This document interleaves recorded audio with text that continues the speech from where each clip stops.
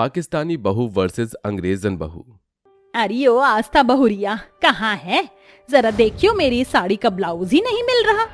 आई माँ जी, यही मैंने प्रेस करके हैंगर में रखा था। ये देखिए, ये रहा माँ जी। हाय, मेरी आस्था बहू तो कितनी अच्छी है। कभी मुझे किसी चीज के लिए परेशान नहीं होना पड़ता, क्योंकि तुझको सब पता है कौन सी चीज कहाँ पर है और कैसे करते हैं। बस ऐसे ही मेरे दोनों बेटों की बहू आ जाए तो मैं गंगा नहा लूंगी। अरे माँ जी, ऋषभ देवर जी से याद आया, उनका तो अगले हफ्ते बर्थडे आ रहा है, तो उनको बोलिए इस बार यही मनाए। दोनों कबीर और ऋषभ देवर जी को बुला लीजिए, फिर आप उनसे शादी की बात भी कर लेना। हाँ बहू, तू बिल्कुल ठीक कह रही है। चल दोनों को कॉन्फ्रेंस कॉल पर ले ले। सास की बात सुन आस्था बहू दोनों देवर को कॉल करती है, जो इस वक्त दुबई में थे, अलग अलग फ्लैट में अपनी गर्लफ्रेंड के साथ। अरे ऋषभ, कबीर बेटा, कैसे हो तुम दोनों? अरे अपनी माँ के पास तुम दोनों आओगे या नहीं? अब तो तुमने वहाँ पर पढ़ाई भी कर ली और नौकरी भी। बेटा, मैं तेरा जन्मदिन यहाँ मनाना चाहती हूँ, तो घर आ जाओ दोनों अब। हाँ माँ, आऊंगा। मुझे भी आपके घर की भाभी की सबकी याद आ रही है। और माँ, आप चिंता मत कीजिए, छोटे के कान पकड़कर मैं उसे वापस इंडिया ला रहा हूँ और आपके लिए हम दोनों सरप्राइज लेकर आने वाले हैं। अच्छा, ये तो बहुत अच्छी बात है देवर जी, आप भी आ जाइए, हमने भी आपके लिए सरप्राइज रखा है। जरूर भाभी, अच्छा अर्जेंट कॉल आ रही है, मैं आपसे बाद में बात करता हूँ। ठीक है बेटा, जल्दी आना। एक हफ्ते बाद ऋषभ अपने जन्मदिन पर घर लौटता है, वो भी अपनी अंग्रेजन पत्नी जेनिफर के साथ। वहीं कबीर भी नाजिया नाम की लड़की से शादी कर उस दिन घर में आता है। माला जैसे ही दरवाजा खोलती है तो वो अपने दोनों बेटों के गले में वरमाला देखती है और हैरानी से पूछती है, मेरे दोनों बेटे आ गए, पर तुम दोनों के साथ में ये कौन है? मैं इन लड़कियों को नहीं जानती, और इसमें सर पर मुस्लिम औरतों की तरह कपड़े क्यों पहने हैं? तुम्हारी कोई दोस्त है क्या बेटा? Happy birthday to you Rishabh देवर जी। अरे ये कौन है? थैंक यू भाभी जी, मेरी पत्नी जेनिफर है, अमेरिका में रहती है, पर मुझे दुबई में मिली। वो मेरी इससे मुलाकात हो गई, हमें प्यार हुआ और हमने शादी कर ली। मैं इसी सरप्राइज को देने की बात कर रहा था। और माँ, मुझे भी माफ कीजिएगा, आप सबको बिना बताए शादी कर ली, वो भी नाजिया से, जो पाकिस्तानी है पर कुछ समय से दुबई में रह रही थी। मैं भी काम के सिलसिले में नाजिया से प्यार कर बैठा और शादी कर ली। अरे वाह बेटा वाह, तुम दोनों ने तो मेरी नाक गर्व से ऊंची कर दी।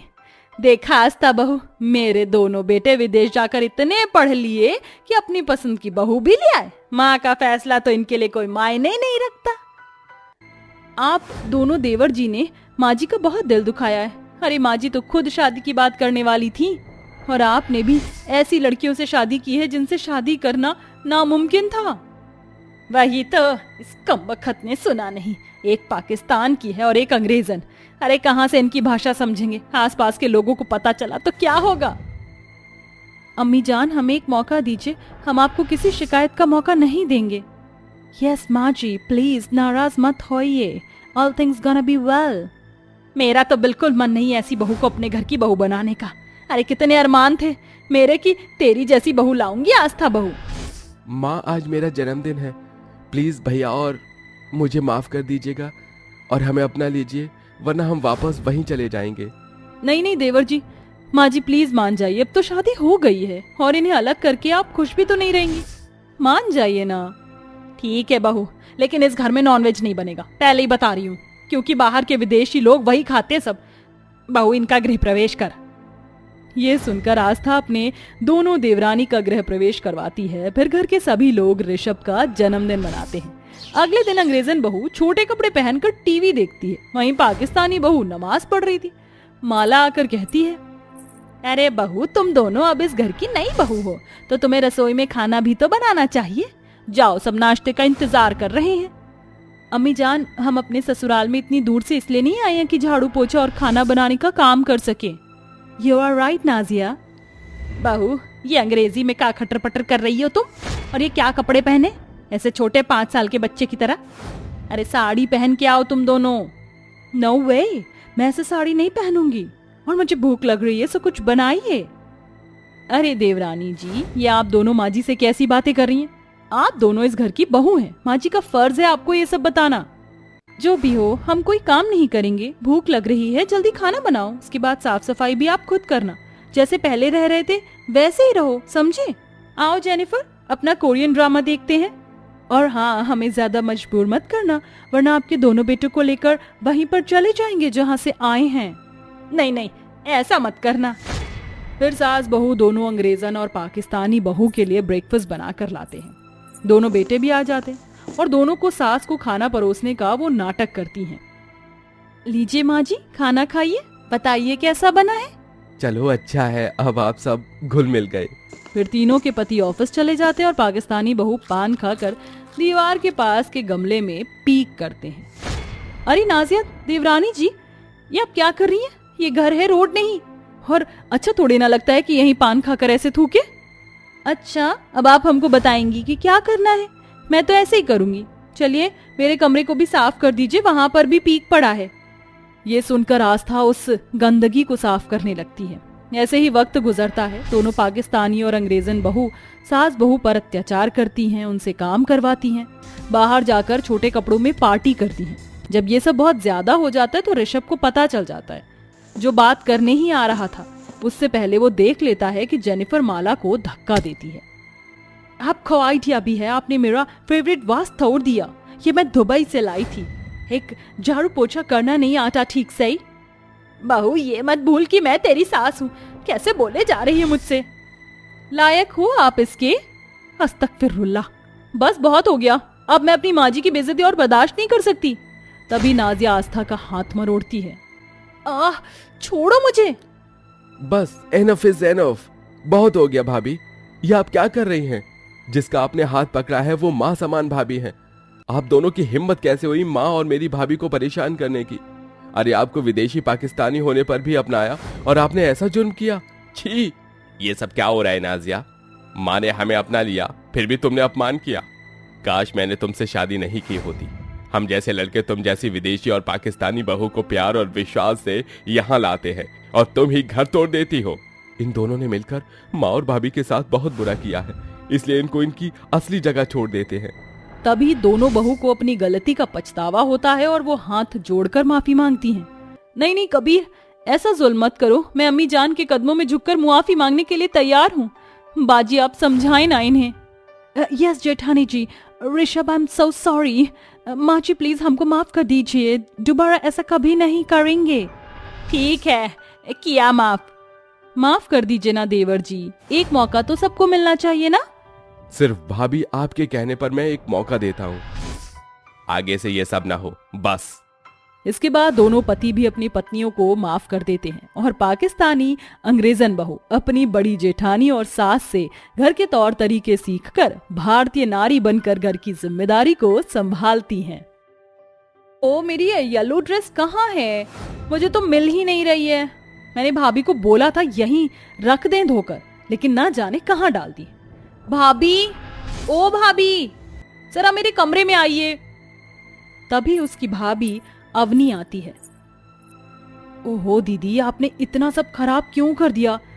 मैंने तो वहीं पर टी शर्ट रखी थी, अभी देती हूँ। ये देखिए, ये रही। ज्यादा फालतू मत बोलिए भाभी, अगर ऐसा कुछ होता तो पहले ही दिख जाती। आपको पता था इसलिए एक बार में मिल गई। ठीक है, अब मिल गई ना, मैं माँ जी को चाय देकर आती हूँ। ओहो भाभी, पहले आप मेरी अलमारी को सेट करो। ये जो इतना बखेड़ा हुआ है, ये सब आपकी वजह से हुआ है। अरे पर माँ जी, वो सब मुझे कुछ नहीं पता, आप पहले ये करिए। फिर शेफाली के कहने पर अवनी उसकी अलमारी को समेटती है। इस नजारे को देखकर तो आपको इतना अंदाजा तो लग गया होगा कि अवनी की नंद कितनी घमंडी और कामचोर है। खैर, कहानी में आगे बढ़ते हैं। फिर अवनी सास को चाय देती है। अरे मरजानी, अभी चाय क्यों लाई है? 25 मिनट पहले बोला था ना। अपनी सास की बातों को कान से उतार रही है ना तू? नहीं नहीं माँ जी, ऐसी कोई बात नहीं है। वो मुझे दीदी ने उनकी अलमारी समेटने के लिए रोक लिया था, इसलिए समय लग गया। मैं पकौड़े भी बना रही हूँ, लेकर आ जाऊं? हाँ ले आ। अच्छा अवनी बहू, जाकर शेफाली से बिजली का बिल मांग, मैंने उसके पास रखवाया था। जी माँ जी। ये कहकर अवनी अपनी सास को चाय पकौड़े लाकर देती है। फिर अवनी शेफाली के पास जाती है। दीदी, माँ जी बिजली का बिल मांग रही हैं, जरा दे दीजिए। मुझे क्या पता, मैं क्या हर छोटी छोटी चीज का ख्याल रखूंगी? आप इस घर की बहू हो, आपको पता होना चाहिए। माँ जो भी आपसे बोले आप मेरे कमरे में ढूंढ लीजिए, मुझे नहीं पता। पर दीदी थोड़ा तो याद कीजिए, वरना माँ जी डांटेंगी। फिर से समय लगाया तो। मुझे नहीं पता, आप खुद देखो। इन सब चीज की भसड़ मुझे मत दिया कीजिए। नंद की बात सुन अवनी खुद उसके कमरे में ढूंढने लगती है और बिजली के बिल को सास को ले जाकर दे देती है। बहू, तूने फिर टाइम लगाया। आखिर करती क्या रहती है तू अपनी नंद के पास? गप्पे हाँकती है क्या? वो माँ जी दीदी को पता नहीं था तो मैंने खुद ढूंढ कर निकाला है इसे। जरूर इसने काम चोरी दिखाई होगी तुझे। घर के काम को एक हाथ नहीं लगाती है ये चोरी। भगवान जाने ससुराल जाके क्या गुल खिलाएगी। गुल का तो पता नहीं माँ, लेकिन टेस्टी सी मैगी बनाकर जरूर खिला दूंगी उन्हें भी और आपको भी। चुप कर नालायक, घर के काम सीख ले अपनी। भाभी का काम में हाथ बटा दिया कर। मैं क्यों करूंगी? भाभी के दो दो हाथ इस घर के काम को संभाल नहीं पा रहे हैं क्या? मुझसे मत बोलिए, मेरे गाने सुनने का वक्त हो गया। अब कानों में हेडफोन लगाकर शेफाली जाती है, साथ में गमले में पैर मार कर जाती है और उसे उठाती भी नहीं है। हे भगवान, कितनी नालायक है मेरी बड़ी बेटी। गमला भी गिराकर चली गई और उठाया भी नहीं। बिल्कुल अपने बाप पर गई है तेवर में तो। मैं कर देती हूँ माँ जी, ठीक। ऐसे ही वक्त गुजरता है। शेफाली हमेशा अपनी भाभी पर रौब झाड़ती थी और अक्सर उन्हें सुनाया करती थी। शाम को बारिश आ रही थी, तभी बारिश देखकर शेफाली कहती है, ओए होए होए होए होए, मजा आ गया। बारिश का मौसम है और पकौड़े ना हो, ऐसा तो हो ही नहीं सकता। अवनी भाभी, जरा प्याज मिर्च और पनीर के पकौड़े बनाकर दीजिए, मेरा बहुत मन कर रहा है। अभी बनाकर लाती हूँ मैं, तुम पनीर प्याज काट देती जब तक। मतलब आप फ्री में बनाकर मुझे कुछ नहीं खिलाएंगी, मुझसे काम करवाएंगी? रहने दीजिए, मेरा खाने का बिल्कुल मन नहीं कर रहा। अरे अरे दीदी, आप तो नाराज हो गई। मैं बनाकर लाती हूँ अभी। फिर अपनी जल्दी से गर्मा गर्म चाय पकौड़े लाकर बालकनी पर शेफाली को देती है। चलो दीदी, पकौड़े खाकर हम दोनों बारिश में मजे करते हैं। ओ हेलो भाभी, आपको क्या जरूरत है बारिश में भीगने की? घर के काम कौन करेगा और मुझे पकौड़े बनाकर कौन देगा? चुपचाप से अंदर जाइए, समझी? पर दीदी, मुझे भी बारिश बहुत पसंद है। सुना नहीं क्या आपने? शेफाली बड़ी आंखें दिखाती है, जिसके बाद अवनी अपना मन मार के अंदर चली जाती है। पता नहीं दीदी मेरे साथ ऐसा क्यों करती है। मैं उनके सारे काम करती हूँ, फिर भी उन्होंने मुझे बारिश में भीगने नहीं दिया। कोई बात नहीं बहू, तू चिंता मत कर, एक दिन इसे अकल आ जाएगी। फिलहाल मैंने इसके लिए एक लड़का देखा है, अब इसकी शादी करवा देती हूँ, उसके बाद तो आराम से रहना। कुछ दिनों में रुक्मणी शेफाली का रिश्ता राजन नाम के लड़के से कर देती है, जहाँ उसकी धूमधाम से शादी हो जाती है। फिर सास कलावती उसका गृह प्रवेश करती है। आओ बहू, अंदर आओ, ये तुम्हारा ही घर है और अब इस घर की सारी जिम्मेदारी भी तुम्हारी है। ये तुम्हारी नंद टिया, इससे तो शादी में मिली होगी। जी माँ जी, मिली थी। देखो, विदाई करते करते सुबह के 6 तो बज ही गए हैं, तो ऐसा करो तुम सबके लिए चाय बना कर ले आओ, सबको तरोताजगी महसूस होगी। और भाभी मेरे लिए ना कोल्ड कॉफी बना देना, मैं तो सुबह सुबह वही पीती हूँ। जी मैं अभी बना कर लाती हूँ। हे भगवान, ये एक ऐसा ससुराल है जहाँ गृह प्रवेश के बाद ही बहू को रसोई में भेज दिया। अरे थोड़ा तो आराम करने देना चाहिए था। ऐसा कहकर शेफाली शादी के जोड़े में रसोई में जाकर सबके लिए चाय कॉफी बना कर लाती है। माँ जी, नंद जी, आपको कुछ और भी चाहिए? नहीं बहू, कुछ नहीं चाहिए, तू बस अपने कपड़े बदल कर 1.5-2 घंटे का आराम कर ले, क्योंकि उसके बाद तुझे मेहमानों के लिए पहली रसोई का खाना बनाना है। हे भगवान, मुझे तो कम से कम 10 घंटे की नींद चाहिए। और माँ जी, इतने सारे मेहमानों का खाना मुझसे क्यों बनवा रही हैं? इतना सितम क्यों? माँ जी, मुझ पर क्यों? हेलो भाभी, आप क्या सोच रही हो? जाकर आराम कर लीजिए। शेफाली, मुझे 1 कप चाय और पीनी है, जरा बनाकर ले आओ। जी अभी लाती हूँ। फिर शेफाली कुड़ते मन से अपने पति के लिए चाय बनाकर लाती है और दे देती है। फिर 1 घंटे से ज्यादा शेफाली सो जाती है, तो नंद अपनी भाभी के मुंह पर थोड़ा पानी डालकर कहती है, ओ कुंभकर्ण की भाभी, जरा उठ जाइए, मेहमान को आने में सिर्फ 15 मिनट बचे हैं और अभी तक आप तैयार नहीं हुई हैं। आपको मेहमानों के लिए खाना बनाना है। अब जल्दी तैयार हो जाना। क्या? हे भगवान, ये क्या हो गया? मुझे जल्दी से रेडी होकर खाना बनाना चाहिए। फिर भागते दौड़ते फटाफट शेफाली रसोई में खाना तैयार करके आखिरकार मेहमानों को परोस ही देती है। अरे आप और लीजिए ना खाना। नहीं नहीं नहीं, बस हो गया। खाने में थोड़ी बहुत कमी थी, सब्जी में नमक कम था और शाही पनीर में इतना तेल डाला था कि पूछिए मत। कोई नहीं, बहू अभी नहीं है ना, इसीलिए जाने दो, अब हम चलते हैं। उनके जाने के बाद कलावती अपनी बहू को सुनाती है, ये क्या किया बहू तूने?